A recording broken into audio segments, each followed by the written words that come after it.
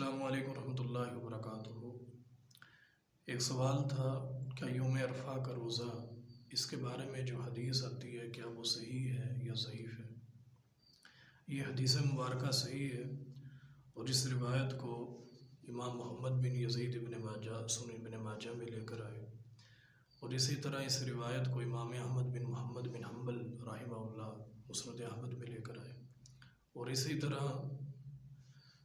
امام احمد بن شعیب النسائی رحمہ اللہ، اور اسی طرح امام مسلم بن حجاج رحمہ اللہ، اور اسی طرح امام ابو عیسیٰ محمد بن عیسیٰ ترمذی رحمہ اللہ دیگر کتب احادیث میں، اور جو روایت میں آپ کے سامنے رکھنے لگا ہوں یہ جامع ترمذی کے حوالے سے روایت ہے۔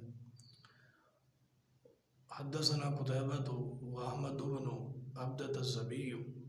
قال حدثنا حماد بن زید عن غیلان بن جریر عن عبد اللہ بن معبد الزمانی عن ابی قتادہ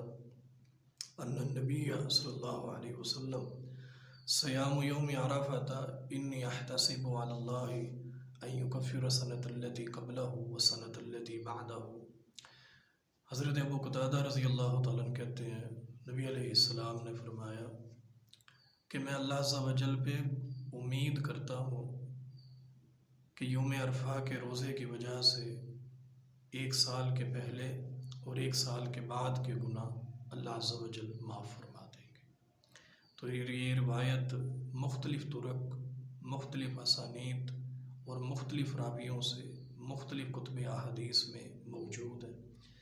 اور جیسا کہ میں نے آپ کے سامنے یہ روایت رکھی، اور بالتفصیل یہ روایت سنن ابی داود میں علامہ سلیمان بن اشعث رحمہ اللہ نے، اور اس کی شرح لکھتے ہوئے عون المعبود علامہ شمس الحق اعظم آبادی رحمہ اللہ نے نقل کیا، اور اسی طرح جامع ترمذی کی جو روایت آپ کے سامنے رکھی امام ابو عیسیٰ محمد بن عیسیٰ ترمذی رحمہ اللہ کی، اور بالتفصیل اس کی شرح لکھتے ہوئے تحفۃ الاحوذی محدث عبد الرحمن مبارک پوری رحمہ اللہ نے نقل کی۔ تو لہٰذا حدیث مبارکہ ٹھیک ہے، اور عن قریب ہمارے پاس یوم عرفہ کا روزہ آنے والا ہے، اس کو رکھنا چاہیے، اور 2 سال کے گناہوں کی معافی کی امید اللہ عز و جل کے سامنے رکھنی چاہیے۔ اللہ عز و جل سے دعا ہے کہ اللہ عز و جل اس روزے کی وجہ سے اور خاص اپنی رحمت کی وجہ سے ہمارے 2 سالوں کے صغیرہ و کبیرہ سارے گناہوں کو معاف فرما دے۔ ھذا ما عندی واللہ اعلم بالصواب۔ السلام علیکم ورحمۃ اللہ۔